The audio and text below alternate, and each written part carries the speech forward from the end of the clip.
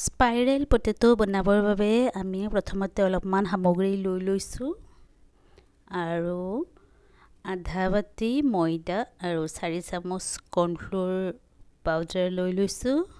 এতিয়া আমি এটা বাটিত ময়দাখিনি দি ল'ম, লগতে কৰ্ণফ্লোৰখিনিও ইয়াতে দি দিম।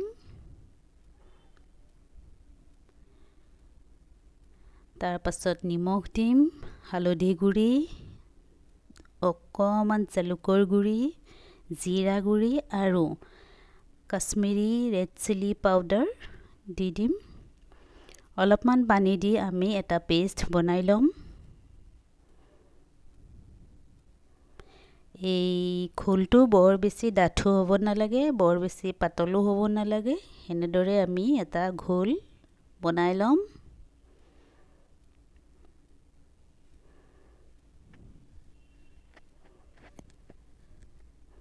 এতিয়া আমি এটা আলু ভালদৰে ধুই এনেদৰে মাজেদি এডাল বাঁহৰ শলা ভৰাই দিম আৰু আলুটো ঠিক এনেদৰে এখন পাতল কটাৰীৰে গোল গোলকৈ ঘূৰাই ঘূৰাই কাটি গৈ থাকিম।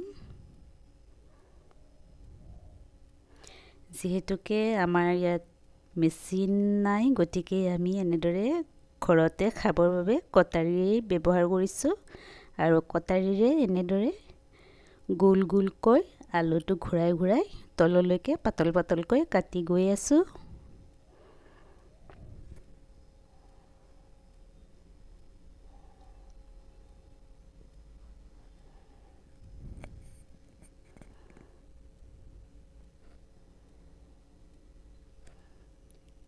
এয়া এনেদৰে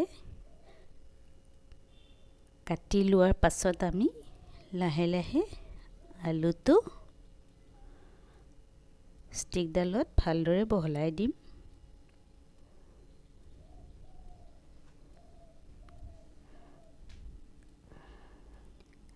এতিয়া এনেদৰে ওপৰ ফালে ধৰি লৈ লাহে লাহে ষ্টিকডালৰ তললৈকে আলুৰ পিচকেইটা নমাই আনিব লাগিব।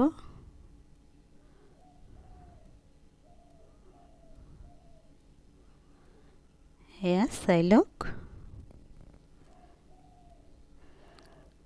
এতিয়া আমি ওপৰত কৰ্ণফ্লোৰ পাউডাৰ ছটিয়াই লৈ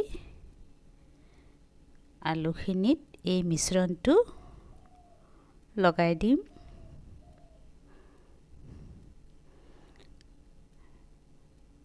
এনেদৰে কৰ্ণফ্লোৰ নাথাকিলে চাউলৰ গুড়িও আপোনালোকে ব্যৱহাৰ কৰিব পাৰে, চাউলৰ পাতল গুড়ি, আৰু এনেদৰে আমি মিশ্ৰণটো আলুখিনিৰ ওপৰত ভালদৰে লগাই ল'ম।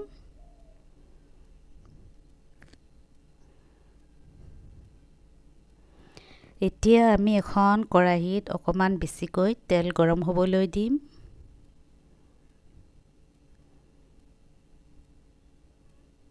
তাৰ পাছত আমি আলুখিনি এনেদৰে দি মিডিয়াম ফ্লেমত ভাজি থাকিম।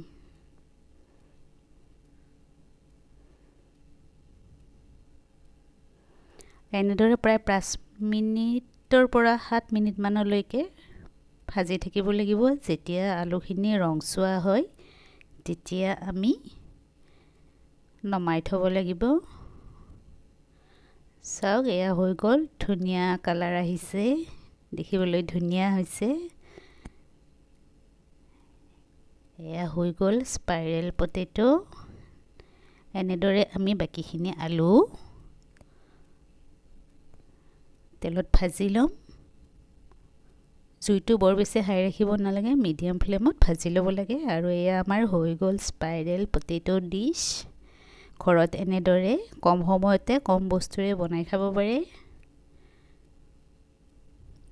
ওপৰত চাট মছলা পাউডাৰ আৰু চিলি চচ বা টমেটো চচ দি পৰিৱেশন কৰিব পাৰে। এবাৰ বনাই খাই চাব।